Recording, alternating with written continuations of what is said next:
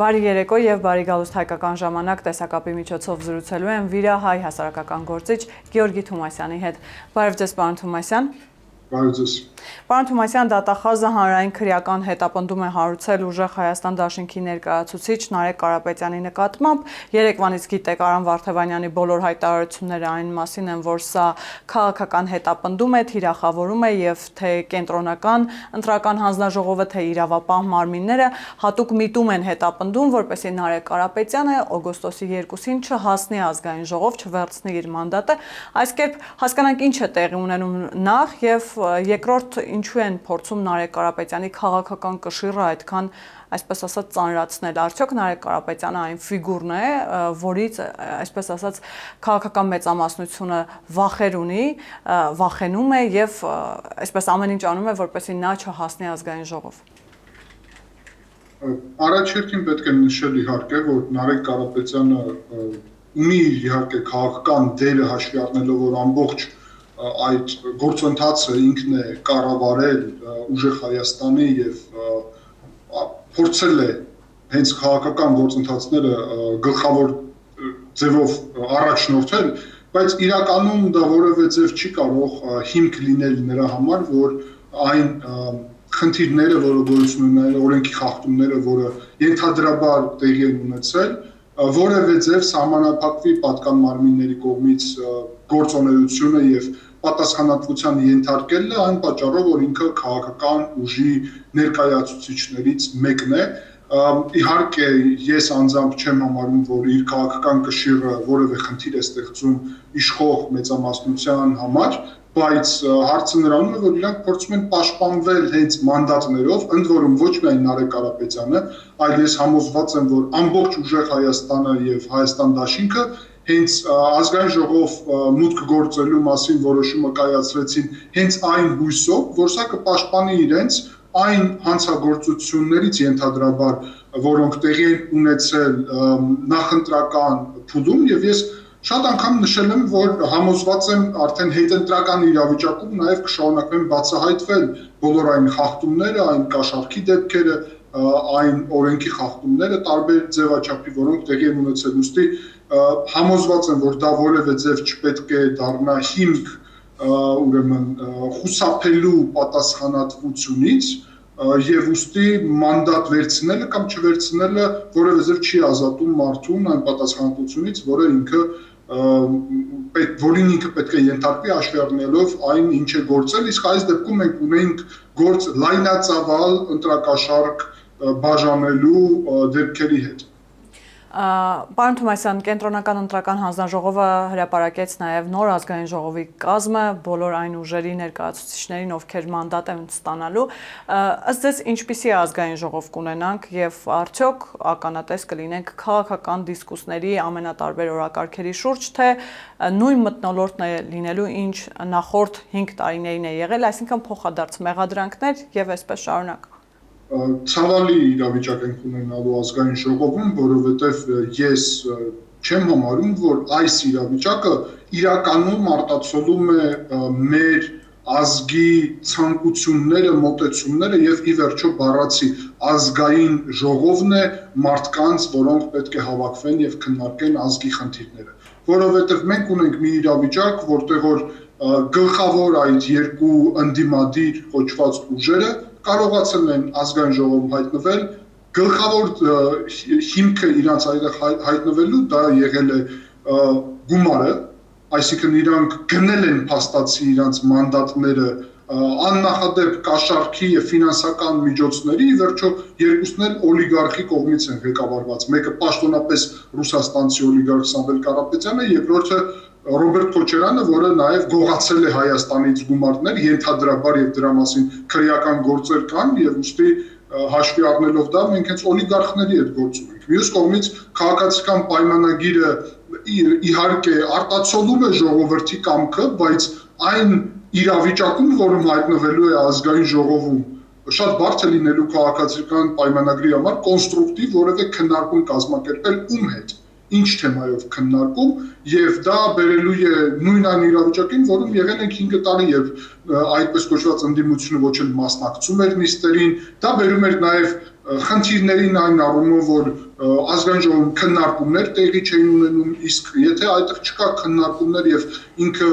որոշումները կայացվում են մեկ կուսակցական տրամաբանությունով, ապա ամեն դեպքում այդ կառույցի ժողովրդավարական հնարավորությունները եւ քաշը նվազում է եւ շատ բացահայտ ուղիղ ասենք, քաղաքացիների հետաքրքրվածությունն էլ նրանով թե ինչ է տեղի ունենում ազգային ժողովում նվազում է։ Ուստի այս իրավիճակը ես կարծում եմ, որ որևէ մեկին ձեռ չի տալի, ընդ որում ոչ էլ հենց քաղաքացիական պայմանագրին, բայց ունենք ինչ ունենք եւ պետք է անել ամեն ինչ, որ այս իրավիճակը այսուհետև ապագայում չլինի, որովհետև սա ի վերջո շատ մեծ վնաս է հասցնում Հայաստանի Հանրապետությանը, գուցե դա չի երևում ուղիղ, բայց բոլոր այն խնդիրները, որը կան պետությունում, գալիս է նրանից, որ այսպիսի իրավիճակում ենք կարևորագույն մարմնում ազգային ժողովում։ Պարոն Թումանյան, եւ կարող ենք մեզ նման ճոխություն թույլ տալ, որ առաջիկա 5 տարիներին եւս խորհրդարանը աշխատի այն բովանդակությամբ, ինչ աշխատել է նախորդ 5 տարիներին, նկատի ունեմ բոլոր այն օրինագծերը, նախագծերը, որոնք իշխող ուժը բերել է, հիմնականում գիտեք, ընդդիմությունը բոյկոտել է, դրանք կապված են եղել ամենատարբեր նախագծերի հետ, նույն խաղաղության օրակարգն է բոյկոտել ընդդիմությունը, հիմա սպասել նույն քայլերը ընդդիմությունից եւ արդյոք սա բխում է Հայաստանի Հանրապետության շահերից, թեև դուք դրա մասին խոսեցիք, բայց եւս 5 տարի նման ճոխություն իհարկե չակերտներ, մենք կարող ենք մեզ թույլ տալ հաշվի առնելով աշխարհաքաղաքական բարդ իրավիճակը եւ նաեւ այն մարտահրավերները, որոնք առկա են Հայաստանի Հանրապետության առաջ։ Մենք մեզ չենք կարող թույլ տալ, սա անցյալ 5 տարվա ընթացքում էլ իրականում, բայց ցավոք ստիպված ենք առնչվել այս իրականությանը, այս իրողությանը մեկ կոնկրետ պատճառով, որովհետև իրավիճակը կտրուկ պետք է փոխվի շատ լուրջ քայլերի միջոցով եւ այդ քայլերը պահանջում են ինչպես քաղաքական համարձակություն, այդպես էլ քաղաքական աշխարհաքաղաքական իրավիճակի համապատասխանում եւ այդպես էլ ժամանակ։ Եվ շատ կարևոր է, որ մենք կարողանանք հաջորդ տարիների ընթացքում հասնել այն նպատակին, որ իրավիճակը, այսինքն քաղաքական դաշտը առհասարակ Հայաստանում այնքան փոխվի, որ այո, հաջորդ ընտրությունները ենթադրաբար մեզ 5 տարին կարող է առհասարակ բավարարել չլինի այս ամենը իրականացնելու համար, այստեղ իհարկե պատասխանատվությունը շատ մեծ է հենց քաղաքացիական պայմանագրի, որովհետև շատ ուղիղ ասենք անցյալ 5 տարվա ընթացքում փաստացի տարբեր պատճառներով, ընդ որում ինչպես օբյեկտիվ, այդպես էլ սուբյեկտիվ, բայց դա չիրականացվեց եւ հիմա ակնկալիք կա ժողովրդի կողմից, այդ թվում այն մարդկանց, ով քվեարկել է քաղաքացիական պայմանագրի համար, որ կիրականացվեն բոլոր այն քայլերը, որը կբերի նրան, որ հաջորդ ազգային ժողովը կլինի համապատասխանող Հայաստանի բնակչության շահերին, մոտեցումներին եւ այդ շահերի եւ մոտեցումների առումով դեօլիգարխիզացիա պետք է տեղի ունենա, այսինքն գումարը չպետք է կարողանա քաղաքականությունում վճռորոշ դեր զբաղեցնի։ Եթե դա այդպես է, ապա միշտ օտար պետությունի կողմից աջակցված օլիգարխները եւ այս դեպքում շատ կոնկրետ դա Ռուսաստանից ուղղորդված օլիգարխներն էին, կկարողանան Հայաստանում ձևավորել այդպես կոչված ընդդիմություն այն հույսով, որ իրանք մի օր կկարողանան Հայաստանի համար այնպիսի խնդիրներ ստեղծել, որ կարողանան այդ խնդիրները օգտագործեն եւ դառնան իշխանություն, զավթեն իշխանությունը, հանձնեն իշխանությունը այն տիրոջը, որը իրանց այստեղ ուղարկել է։ Եվ հիմա երբ այդ ուժերը խոսում են ճակերտներում գաղտնի պլանի մասին, այս է այդ պլանը, ոչ մի բան այստեղ գաղտնի չկա, անցյալ 5 տարին դա էին փորձում անել, նոյեմբերի 9-ին դա էին փորձում անել, Լեռնային Ղարաբաղի հայաթափման հետո դա էին փորձում անել, բոլոր խնդիրների դեպքում ջերմուկի դեպքերից հետո դա էին փորձում անել եւ հիմա էլ սпасելու են պահին, երբ պետությունը հայտնվի խնդիրների առջև, որ նորից դա փորձեն ստեղծել։ Սա ընդդիմություն չի, սա դիվերսիոն խումբ է, ընդդիմությունը պետք է հիմա այս իրավիճակում նաև ազգային ժողովում կարողանալ եւ միասին իշխանության հետ գնալ սահմանադրական այն փոփոխություններին, որոնք շատ կարեւոր են նրա համար, որ խաղաղությունը, որը մեզ է անհրաժեշտ առաջի հերթին, ոչ թե ուրիշ պետություններին, հարևան, այդ թվում Ադրբեջանի նկատի ունեմ, առաջի հերթին մեզ է պետք այդ խաղաղությունը, դրան հասնենք, այս ընդդիմություն կոչվածը հակառակը խոչընդոտելու է այդ ամեն գործընթացները, իհարկե հիբրիդային պատերազմի բոլոր գործիքներով, խաբելով մեր բնակչությանը, ազդելով էմոցիաների վրա, մենք հիշում ենք թեզեր ադրբեջանցիքի մասին եւ ուրիշ նաեւ թեզեր այս ամբողջ նախընտրական փուլը ինչպես անցավ, սա հոգեբանական պատերազմ է, հիբրիդային պատերազմ է սեփական պետության դեմ, բայց ամեն դեպքում երևի իրանց համար այդքան էլ սեփական չի այս պետությունը, այսպիսի պատերազմ հիբրիդային, որ վարում են Հայաստանի շահերի դեմ, բերելով Ադրբեջանի կամ ուրիշ պետությունների շահերը Հայաստանի ներքաղաքական դաշտ։ Քաղաքական համարձակություն է պետք, ասացիք պարոն Թումասյան, որպեսզի քաղաքական դաշտը մաքրվի, առողջանա։ Այնինչ տեղի է ունենում Գագիկ Ծառուկյանի շուրջ, այստեղ քաղաքական կոմպոնենտ կա, իրավական կոմպոնենտ կա, թե երկուսը միասին, որովհետև այստեղ էլ շահարկումները քիչ չեն, որ սա քաղաքական հետապնդում է եւ ընդհանուր արձագանքներ կան նաեւ Ռուսաստանի Դաշնությունից, որ նման ձերբակալությունները ժողովրդավարական հետքայլ են նշանակում, ինչի մասին են այս խոսակցությունները, շահարկումները եւ ինչ է իրականում տեղի ունենում։ Այդ քաղաքական համարձակ քայլերն են, որ մենք հիմա տեսնում ենք։ Գագիկ Ծառուկյանի եւ մնացածների պատասխանատվության ուշացումը գալիս է քաղաքական համարձակության պակասից, որը ստե նաեւ կապված էր այն աշխարհակաղակական իրականության հետ, որը ձևավորվել էր, այսինքն օբյեկտիվ եւ սուբյեկտիվ նորից, բայց հիմա ստեղծվել է հնարավորություն աշխարհակաղակական, ներքաղաքական պահանջ, որը արդեն պետք է լիարժեք իրականացվի եւ այո, ակնկալիք կա, որ դա կիրականացվի եւ անկեղծ ասած նույն Գագիկ Ծառուկյանի դեպքերը տալիս են հույս նրա, որ այո, մենք գնում ենք ի վերջո այս ճանապարհով, բայց այստեղ շատ կարևոր է ընդգծել, որ քաղաքական համարձակությունը ես նկատի չունեմ առանձին մարդկանց կամ նույնիսկ ուժերի պատասխանատվության ենթարկելը, որովհետև եթե այդօր կան X այս ուժերը, խոսքին մենք տեսանք այս 3 օլիգարխի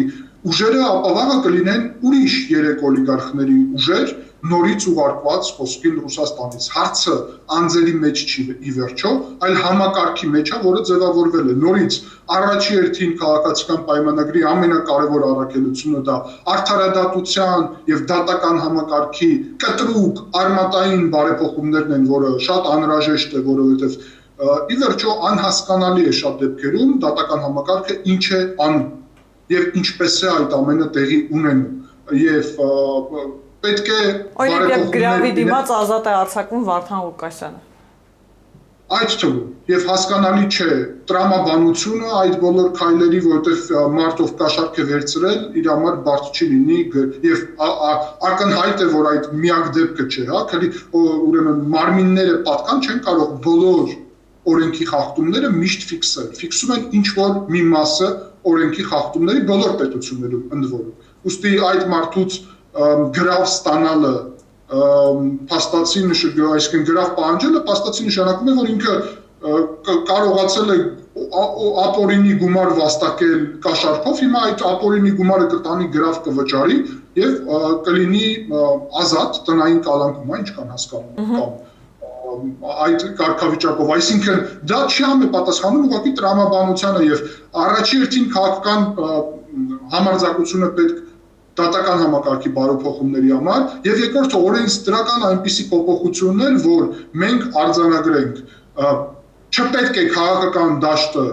գումարի, այսինքն օլիգարխիկ համակարգի միջոցով որոշվի, այդ դեպքում կստացվի, որ ոչ թե խելքն է, ոչ թե գիտելիքն է, ոչ թե հայրենասիրությունն է տիրում, այլ տիրում է զուտ ֆինանսական ռեսուրսները քաղաքական դաշտում, ինչը մենք հիմա էլ տեսանք, ինչը շատ խնդրահարույց է։ Երկրորդ կողմից պետք է դա էլ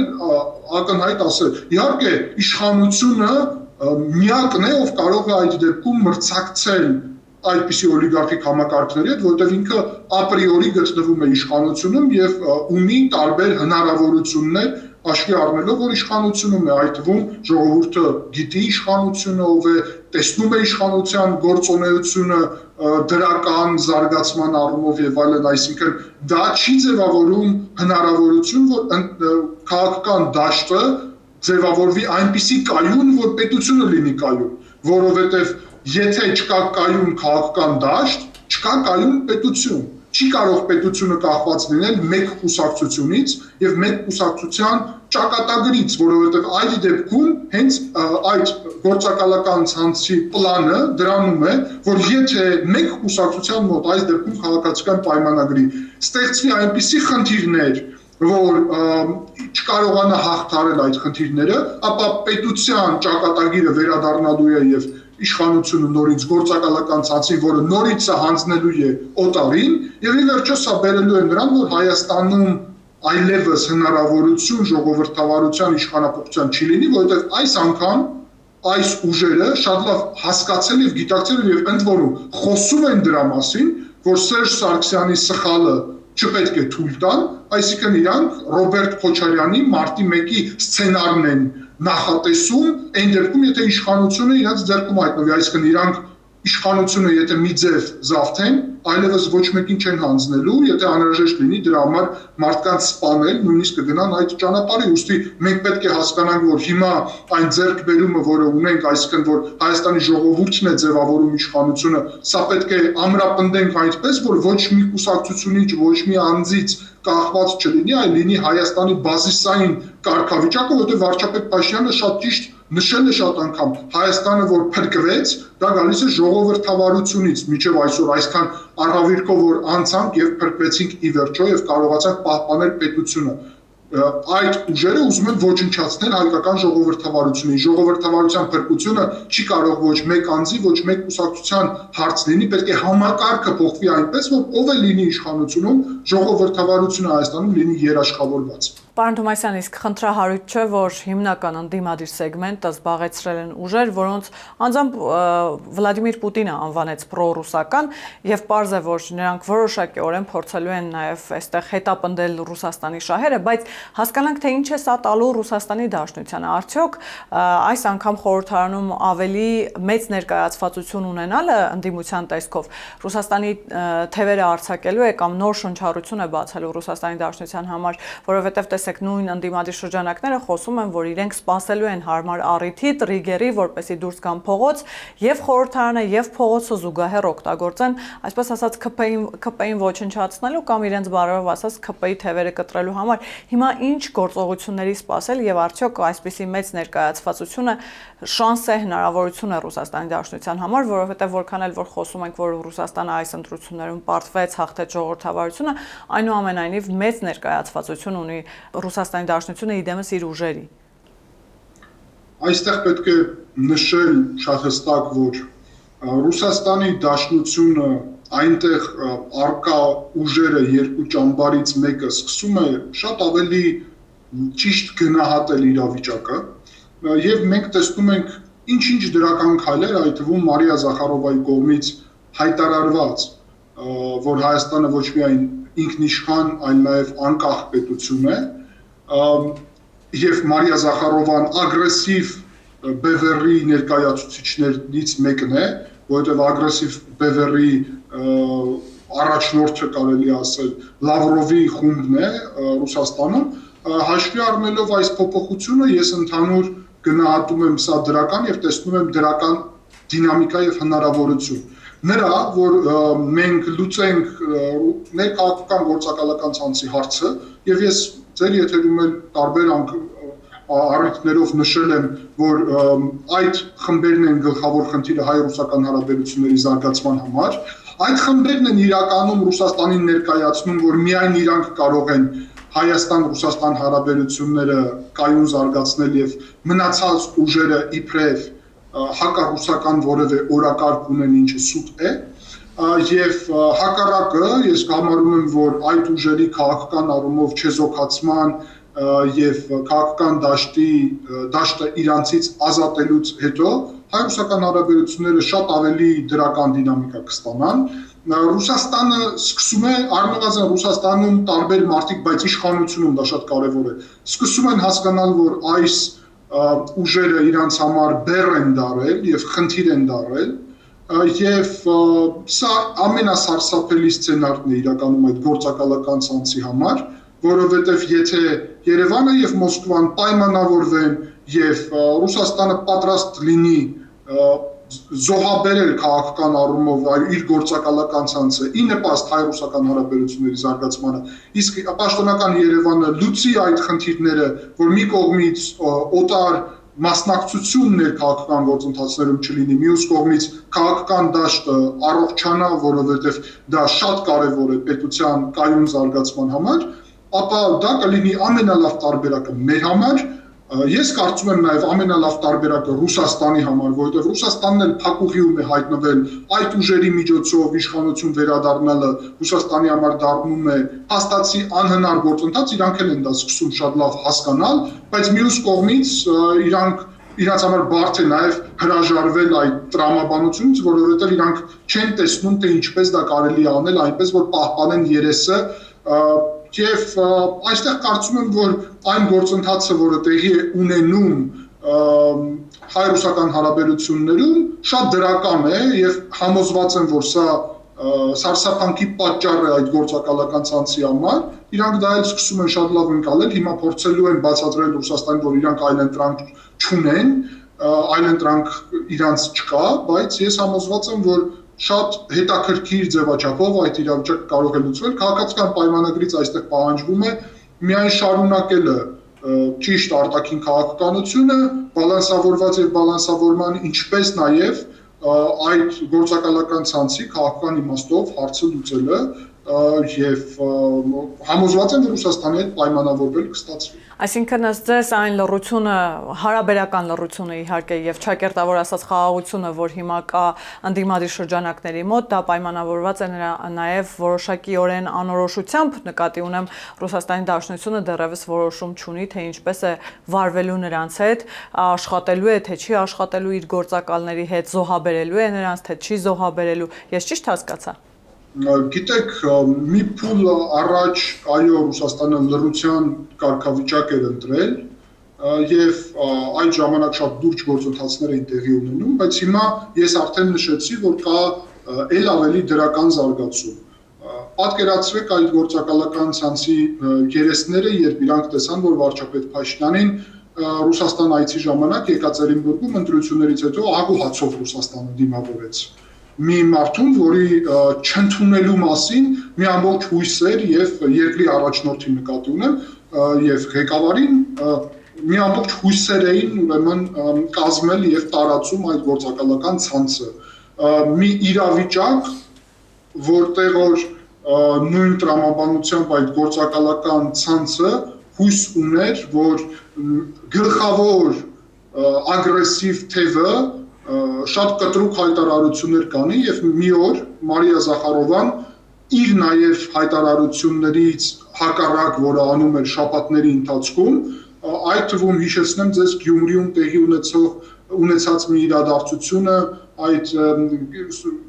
երկրորդ համաշխարհային պատերազմին նվիրված ուրեմն հուշարձանի հետ կապված եւ այլն, որից փորձում էին մեծ թեմա բացել եւ ուրիշ տարբեր դեպքերը եւ միանգամից Մարիա Զախարովան հայտարարում է, որ Հայաստանը ոչ միայն անկախ, այլ նաեւ ինքնիշխան պետություն է, որը բավականին այսպես համոզված եմ զարմացրեց նաեւ այդ գործակալական ցանցին, որովհետեւ իրանք շատ լավ հիմա հասկանում են, որ առանց իրանց տեղյակ պահելու, իրանց տերերը Մոսկվայում բանակցում են Երևանի հետ, բանակցում են իրանց հակառակորդ կողմի հետ, այսպես ասեմ, եւ այդ բանակցության նաեւ հիմնական թեմաներից մեկը իրանց ճակատագիրն է։ Ուստի Մոսկվայի դիրքորոշումը սկսում է փոխվել եւ այո, եթե Մոսկվային ձեռնտու լինի ինչ-որ պահին հրաժարվել այդ գործակալական ցանցից, ապա դա կարող է տեղի ունենալ։ Հիմա մեր առաջադրանքը հենց դա է, որ դա ձեռնտու դառնա, որովհետեւ դա կարա ձեռ տալ համ Հայաստանին եւ Հայաստանի համար դա կենսական նշանակություն ունի, որտեղ չմոռանանք եւ այդ ուժերին ուղիղ պետք է դիմել։ Դուք այստեղ ուղարկված եք օտար պետության կողմից եւ մենք շատ լավ գիտենք, որ դուք ամեն ինչ փորձում եք անել, որ իշխանություն վերադարձնեք ձեր շահերի համար, բայց միևնույն ժամանակ դուք դա չեք կարող անել առանց Ռուսաստանի օգնության եւ այդ մարդիկ փորձում են Ռուսաստանին բացատրել, որ իբրև միայն իրանք են այստեղ հնարավորություն ունեն Ռուսաստանի հետ լավ հարաբերություններ ձևավորել, բայց հիմա պատկերացրեք, որ Հայաստանը եւ Ռուսաստանը ձևավորում են լավ հարաբերություններ, ել ավելի զարգացնում են հարաբերությունները տարբեր ոլորտներում եւ դրա նախապայման նաեւ դառնում է այն, որ այս գործակալական ցանցի հարցը առհասարակ քաղաքական առումով լուծվում է։ Սա հիանալի կլինի Երևանի համար, Մոսկվայի համար եւ ամենասարսափելի կլինի գործակալական ցանցի համար, ընդ որում Համոզված եմ, որ հայ ազգի շահերից ելնելով դա շատ լավ դաս կլինի բոլորին, ով ուզում է Հայաստան գալ եւ գործակալական որևէ օտար ուժի շահերը անցկացնել, որովհետեւ մեր ազգային դա խնդիրն է, որ հայը կամ այս դեպքում իրանց բարդ է հայ կոչել, եթե գնում ենք ի սկզբանե ուսումնասիրում ենք մեր ազգը ինչ արժեքների վրա է ստեղծվել, օտարին ծառայելու տրամաբանությամբ իր սեփական պետության դեմ քաղաքականության վարելու օրակարգ ունի, ուստի սա հիանալի պատմական դաս կլիներ բոլորի համար, որը շատ լուրջ կամրապնդեր հայկական պետությունը, եւ ես համոզված եմ, որ մենք հենց այդ ուղղությամբ շարժվում ենք։ Պարոն Թումասյան, հարցս նրա մասին էր, որ ընդդիմության այս լռությունը ինչի մասին է, որովհետև տեսեք, իրենց մոտ էլ կարծես թե անորոշություն է, ընտրություններից առաջ խոսում էին